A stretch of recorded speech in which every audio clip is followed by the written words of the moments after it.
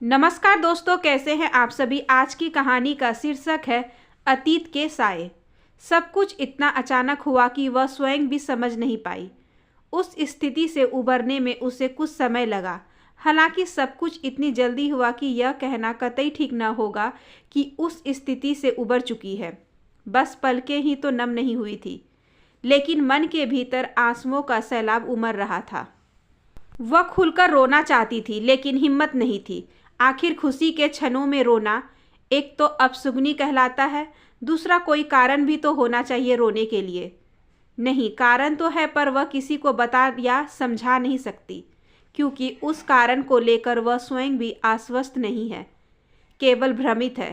फिर मात्र भ्रम के आधार पर वह कैसे सब कुछ खुलकर उड़ेल सकती है। वजह का ठोस होना भी तो नितांत जरूरी है। अचानक ही ऐसा घटित हो जाएगा, इसकी उसने कल्पना तक नहीं की थी। पहले से कुछ आभास होता तो वह तैयार रहती और अपने मन को भी तसल्ली दे देती। बात काफ़ी समय से चल रही थी, लेकिन वह कोई निश्चित रूप ले लेगी ऐसा उसने सोचा तक नहीं था। दीदी की शादी तय हो जाने के बाद पापा चाहते थे कि उसकी शादी भी कहीं तय हो जाए, ताकि दोनों बेटियों का ब्याह इकट्ठे कर वह चैन की सांस ले सके। आखिर कौन सा ऐसा पिता है जो अपनी जिम्मेदारियों से मुक्त नहीं होना चाहता। सुबह घर फोन आया कि शाम को लड़के लड़की की एक बार मुलाकात करवा दे। लड़का अभी मुंबई से दिल्ली आया हुआ है, इसलिए अभी देख ले तो बात आगे बढ़े। शाम को भैया भाभी के साथ वह एक होटल में उससे मिलने गई। वहीं औपचारिक बातों के बीच परिचय हुआ और उनके घर पहुंचने से पहले ही लड़के का जवाब व उसके घर वालों की सहमति की सूचना फ़ोन पर पहुंच गई।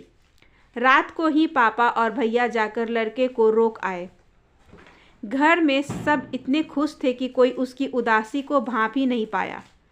किसी ने सोचा तक नहीं होगा कि इतना अच्छा रिश्ता और इंजीनियर लड़का पाकर कोई नाखुश भी हो सकता है। माँ तो इतनी भाव विवला हो उठी थी कि बार बार ईश्वर का धन्यवाद प्रकट कर रही थी। उसकी हिम्मत की भी सराहना कर रही थी कि पहली बार में ही बात तय हो गई, वरना लड़की वालों को कितने धक्के खाने पड़ते हैं, खासकर मध्यवर्गीय परिवार की बेटी के परिवार को। और अब तो और भी, जब वह सामान्य सी दिखने वाली हो। हाँ, सच है कि वह एक साधारण सी लड़की है। गेहुआ रंग, पतली दुबली काया और सामान्य से ज़्यादा लंबाई। नैन नक्श भी तरासे हुए नहीं कहे जा सकते, ना ही उसकी दे दृष्टि को देकर दीवाना हुआ जा सकता है। बस शायद उसके गुण देखे गए हैं। पोस्ट ग्रेजुएट सेक्रेटेरिएट कोर्स करने के बाद सिटी बैंक जैसी जगह पर अच्छी तनख्वाह पाती थी वह। आजकल रूप सौंदर्य घर के कामों में निपुणता होना उतना मायने नहीं रखता जितना कि अच्छी नौकरी में होना। उसने अपने भीतर के सैलाब को छिपाते हुए बस हल्की सी आवाज़ में इतना ही पूछा था कि लड़के से अच्छी तरह से पूछ लो, कहीं अपने माँ बाप के दबाव में आकर तो उसने हाँ नहीं कर दी है। यह पूछते हुए उसे कहीं यह उम्मीद भी थी कि कोई उसकी इच्छा जानना चाहेगा, पर ऐसा हुआ नहीं। बल्कि सुबह वे उसकी गोद भरने आ गए और भैया ने लड़के से स्पष्ट यह बात पूछ ली तो उसने साफ साफ कह दिया कि इस रिश्ते में उसकी पूर्व सहमति शामिल है। जब उसकी उंगली में उसने अंगूठी पहनाई और रस्म के अनुसार मांग भी भर दी तो वह कुछ समझ नहीं पाई। असमंजस की स्थिति घेरे हुए थी। उसका मन उसे विरोध करने के लिए कह रहा था, लेकिन वह विरोध करती भी कैसे, किस साहस से। उसके पास कोई आधार भी तो नहीं था। जैसे ही शाम हुई उसके लिए और रुकना नामुमकिन हो गया। वह यह कहकर कि उस कुछ किताबें लेनी है, सीधे भारती दीदी के घर पहुंच गई। उस समय वह इतनी परेशान और रुआंसी थी कि सब उसका साथ नहीं दे रहे थे, इसलिए दरवाज़ा खुलते ही सामने भारती दीदी को खड़े देख भी उससे कुछ नहीं कहा गया। सिर्फ कांपते हाथों से उसने सिंदूर भरी अपनी मांग की ओर इशारा किया। भारती उसके दिल के हाल से परिचित थी, इसलिए सब समझ गई। उसे बैठाकर पानी दिया। पहले तू जी भर के रो ले वीनू, कुछ भी कहने की जरूरत नहीं है, भारती ने उसे सांत्वना देते हुए कहा। मैं क्या करूं दीदी, सब कुछ ऐसे हो जाएगा सोचा भी नहीं था, अब क्या होगा। वीनू के अंदर छिपा सैलाब उमड़ पड़ा और वह फपक फपक कर रो पड़ी थी। कुछ नहीं, बस स्वीकार कर ले। वैसे भी तू एक आधारहीन बात को ही पकड़े बैठी थी। जब तक रिश्तों में कमिटमेंट ना हो उनसे जुड़े रहना बेकार है, खासकर ऐसे रिश्तों में। जिंदगी में आने वाला पहला पुरुष जो तुम्हारी तारीफ करे, उसकी ओर आकर्षित हो जाना सहज नहीं है। यह प्यार नहीं, मात्र इन्फेक्चुएशन होता है।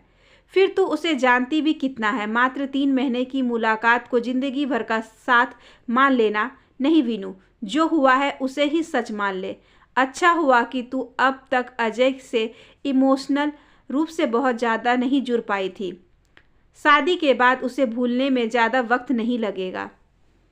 दीदी आप, वीनू सब कुछ जानते समझते भी प्रश्न कर बैठी। क्यों? गलत कहा मैंने? तेरे सामने एक जीता जागता उदाहरण हूँ मैं। फिर भी भारती की आवाज़ भर्रा गई थी। दीदी फ़ोन कर लूँ? हिम्मत तो नहीं हो रही, पता नहीं शब्द साथ दे या भी नहीं। फ़ोन करने की क्या ज़रूरत है? इस तरह तो मामला उलझ जाएगा। तू मान ले कि दी एंड हो चुका है। नहीं दीदी, बस आखिरी बार अजय से बात कर लूँ, उसे बता दूँ, वीनू ने आग्रह किया। कर, तेरी मर्जी, लेकिन इस आखिरी बार का कहीं और कभी अंत नहीं होता। मनुष्य की जिजीविषाएं इतनी प्रबल होती हैं कि उनका कोई आखिरी छोर नहीं होता। हम जितना उन्हें छोड़ने की कोशिश करते हैं, वे उतनी ही बढ़ती जाती हैं। रिसीवर उठाकर रख दिया वीनू ने। लेकिन मैं उसे कहूँगी क्या? सीधे सीधे कह दे कि एक खुशखबरी है बस। तुझसे नहीं कहा जाता तो मैं कह देती हूँ, मेरी इंगेजमेंट हो गई है, तुम मुझसे एक बार मिल सकते हो? वीनू ने भर्राए स्वर में फ़ोन पर अजय से पूछा। दीदी, वह बहुत नाराज़ हो रहा था, कह रहा था यह कैसे हो गया, कल मिलेगा। तू मत मिल उससे। नहीं दीदी, नहीं मिली तो गुब्बारा जम जाएगा। देख, वह तुझसे कल भी कुछ नहीं कहेगा। मुझे नहीं लगता कि वह किसी कमिटमेंट में बंधने वाला लड़का है। तुम दोनों एक जगह काम करते थे, दोस्ती हो गई, उसने काम में तेरी मदद कर दी और तू उसे प्यार समझ बैठी। प्यार यह नहीं होता। और मान ले वह भी तुझे प्यार करता है, तो क्या तुझमें इतनी हिम्मत है कि तू उसे अपने माँ बाप के सामने लाकर खड़ा कर दे और यह सगाई तोड़ दे? नहीं दीदी, कतई नहीं। एक तो वह दूसरी जाति का है, फिर माँ बाप की इज्जत। वीनू घबरा उठी थी।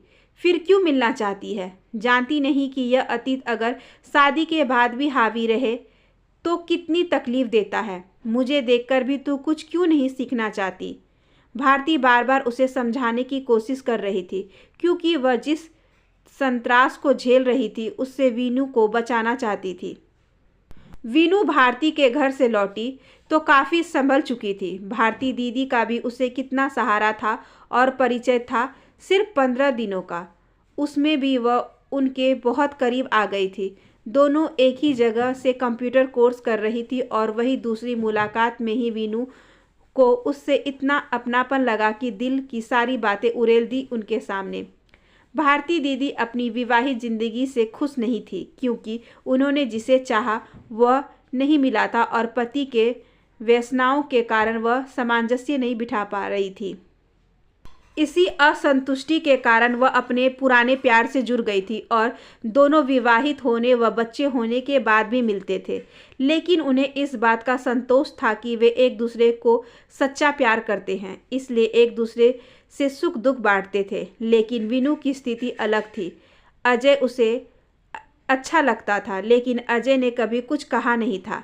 हाँ, अपने घर में उसे छूने की कोशिश की थी, पर भारती का कहना था कि प्यार में पहले शरीर नहीं बल्कि संवेदना आती है, एहसास आते हैं, फिर समर्पण की भावना उत्पन्न होती है, और यह भी जरूरी नहीं कि शारीरिक संबंध बने ही। भारती वीनू के जाने के बाद स्वयं निढाल सी बैठ गई। स्वयं उसके अंदर इतनी उदासी भर गई थी कि इस वक्त सिवाय विश्राम से बात करने के उसके पास और कोई चारा नहीं था। विश्राम, उसका पहला प्यार, उसका अतीत जो आज भी उसकी ज़िंदगी में है, जिसके बिना वह अपने आप को अधूरा समझती है।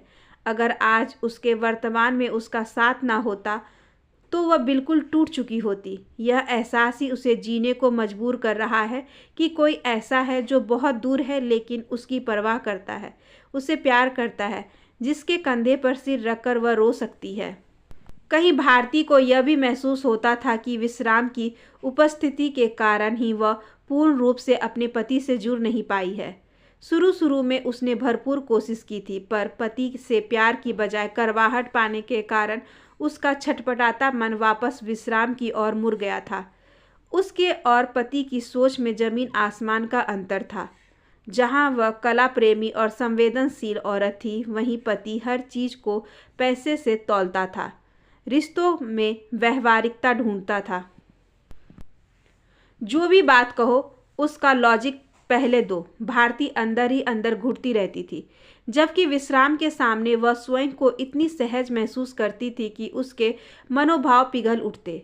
वह अच्छी तरह से जानती थी कि अगर विश्राम नहीं होता तो वह पति से सामंजस्य बिठाने की ज़्यादा कोशिश करती या स्वयं को उसके अनुरूप ढाल लेती, लेकिन अब विश्राम से फ़ोन पर बात कर बहुत हल्का महसूस किया उसने। प्यार किसे कहते हैं यह उसने विश्राम से मिलकर ही जाना था, लेकिन उसमें भी तो तब विद्रोह करने की शक्ति नहीं थी, इसलिए विवाह नहीं कर पाई थी। लेकिन वीनू की तरह उनका जुड़ाव मात्र 3 महीनों का नहीं था, वे 4 सालों तक एक दूसरे से मिलते रहे थे। इसलिए भारती चाहती थी कि वीनू अभी अजय से मुक्त हो जाए, नहीं तो वह भी अपने पति के प्रति न तो पूर्णतया समर्पित हो पाएगी, ना ही उसके साथ न्याय कर पाएगी। जिंदगी भर एक कसक बनी रहेगी और प्रेमी व पति के बीच तुलना कर उसका वर्तमान कभी सुखद नहीं हो सकेगा। वीनू फिर 2 दिन बाद आई। दीदी, मैं अजय के सामने बहुत रोई, लेकिन उसने सिर्फ यही पूछा कि मैं क्या चाहती हूँ। एक बार भी यह नहीं कहा कि वह क्या चाहता है या मुझसे प्यार करता है। मैं जानना चाहती थी कि उसकी क्या प्रतिक्रिया है, लेकिन वह इतना नॉर्मल था मानो उसे कोई फ़र्क नहीं पड़ा। चल अच्छा ही है, अब तो उसे भूलने में दिक्कत नहीं होगी ना। यह मात्र दोस्ती ही थी, पर उसने कहा है कि मैं उससे फिर मिलूं, वीनू ने बताया। तो उसके चेहरे से साफ झलक रहा था कि वह स्वयं भी ऐसा ही चाहती है। जानती हो दीदी, कल मुंबई से दिनेश का फ़ोन आया था। मैं कुछ भी बोल नहीं पाई। घर में सबने डांटा। उसने कहा, अब बातें करने को तैयार रहना, मैं फिर फ़ोन करूँगा। लेकिन मैं क्या करूँ, अजय और दिनेश के चेहरे मेरी आंखों के सामने गरमर होते रहते हैं। मैं समझ नहीं पाती कि किसे सच मानूं। बार बार उसे समझाना निरर्थक सा लग रहा था भारती को। आखिर कब तक दूसरों को फैसले लेने के लिए मनाया जा सकता है। हालांकि वह चाहती थी कि उसकी तरह वीनू की जिंदगी बर्बाद ना हो। अपने वर्तमान में वह खुश रहे, वरना अतीत काली परछाइयों की तरह सदा उसका पीछा करता रहेगा। 10-15 दिन बीत गए, वीनू नहीं आई। कंप्यूटर कोर्स भी खत्म हो चुका था। शाम को घंटी बजी तो वीनू सामने थी। हमेशा की तरह उसके चेहरे पर वीरानी नहीं थी। वह खूबसूरत भी लग रही थी, आज अच्छी लग रही थी, वरना हमेशा झल्ली बनी घूमती रहती थी। भारती ने उसे प्यार से झिड़का। दीदी, मैंने सोच लिया है। वीनू की बिना किसी भूमिका के बात शुरू करने की आदत थी। जब भी मिलती बस शुरू हो जाती थी, मानो उसे दूसरे की परेशानी से कोई मतलब ही नहीं हो। कई बार बुरा भी लगता था कि कभी कभी दूसरों की बातें भी सुननी चाहिए। हो सकता है दूसरा सुनने के मूड में ना हो। वीनू भारती को बहुत सम्मान देती थी, इसलिए वह उसकी आदत को नज़रअंदाज कर देती थी। दीदी, मैं अजय से फिर मिली थी। उसी ने फ़ोन कर बुलाया था। कहता था कि वह मुंबई ट्रांसफ़र करवा लेगा। मुझे तो बहुत डर लग रहा है। इसी बीच दिनेश से भी फ़ोन पर बात होती रही है। फिर क्या सोचा है तुमने? भारती ने उसे फिर बहकते देख पूछ लिया। यही कि अजय को भूल जाऊंगी और दिनेश से प्यार करूंगी। वही सच है। आखिर दिनेश का इसमें क्या कसूर है जो उसका हक छीना जाए? वह तो दिलो जान से मुझे प्यार करता है। अजय की यादों के साथ फेरे लेना उसके प्रति अन्याय होगा। दिनेश के प्रति जस्टिफिकेशन होना चाहिए, वरना हम दोनों ही सुखी नहीं रह पाएंगे। मेरी वजह से दिनेश की ज़िंदगी तबाह नहीं होनी चाहिए, और अजय को याद कर मुझे मिलेगा भी क्या? अधूरापन। पूर्णता तो दिनेश से ही है। भारती ने देखा वीनू ने आज अपनी सगाई की अंगूठी पहनी हुई थी। उसके गालों पर एक गुलाबी आभा बिखरी हुई थी जो उसके गेहुए रंग को और भी चमका रही थी। दीदी कल दिनेश आ रहा है, मैं उसे आपसे मिलवाने लाऊंगी। वीनू जा चुकी थी, लेकिन भारती को लग रहा था कि उसके सीने पर रखा कोई बोझ हट गया है। अपने न सही पर वीनू के वर्तमान को तो सुखद बनाने में वह कामयाब हो गई थी। आशा करती हूँ कि आज की ये छोटी सी कहानी आपको अच्छी लगी होगी। अगर अच्छी लगी हो तो please like share and subscribe करें हमारे चैनल को, ज़्यादा से ज़्यादा शेयर करें और बेल आइकन को ज़रूर प्रेस कर लें ताकि अगली वीडियोज़ की नोटिफिकेशन आपके पास सबसे पहले पहुँचे। धन्यवाद।